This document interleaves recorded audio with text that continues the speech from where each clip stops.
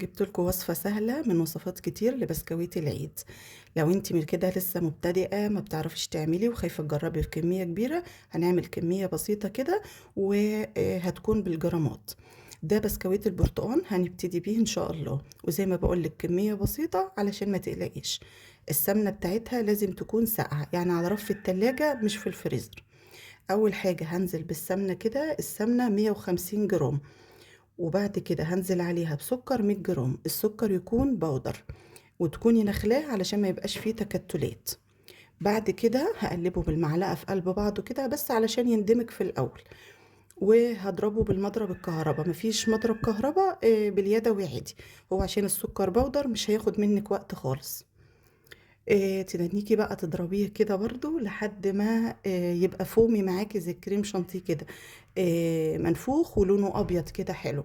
ويجي يعني تشيل المضرب كده او تشيلي شوية منه تلاقيه ما بينزلش بسرعة. بعد كده بقى، بعد ما بقى بالشكل اللي انا بقول لكم عليه، هنزل عليه ببيضة واحدة. طبعا ورا البيض معروف الفانيليا، الفانيليا دي جميلة قوي، مش فانيليا عادية اللي هي بالبرتقال يعني، بتدي لون حلو ونفس جميل.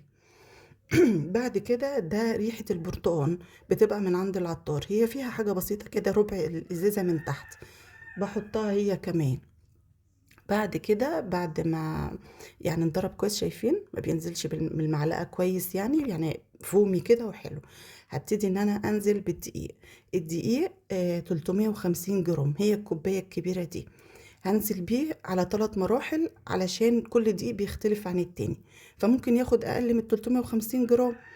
فهحطهم شوية بشوية كده، وبعدين هنزل عليهم بربع معلقة صغيرة بيكنج باودر، وتكون أقل من ربع كمان، حاجة بسيطة كده.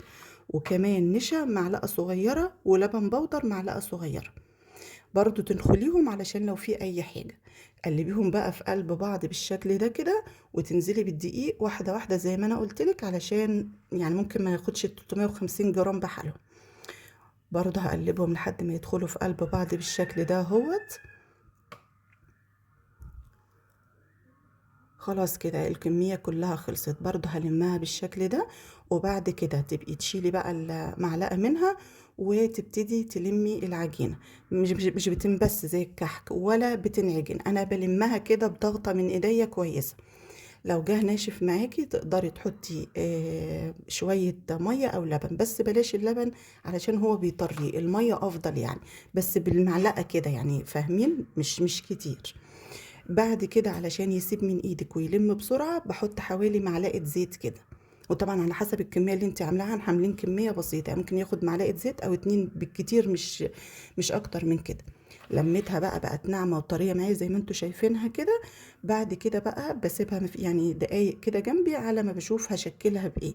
تقدري تشكليها بكيس الحلواني، وتقدري كمان في اكياس، ده كيس لبن بس انا يعني ما بفضلوش لانه هو خفيف هينقطع بسرعه.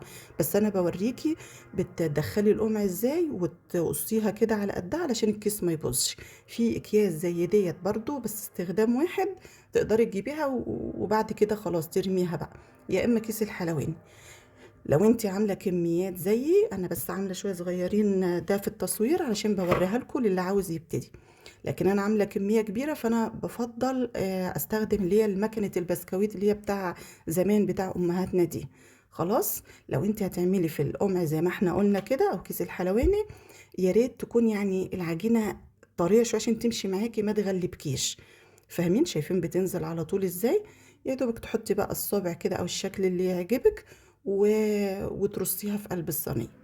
بعد كده بقى تكوني محضره الفرن بتاعك مسخناه.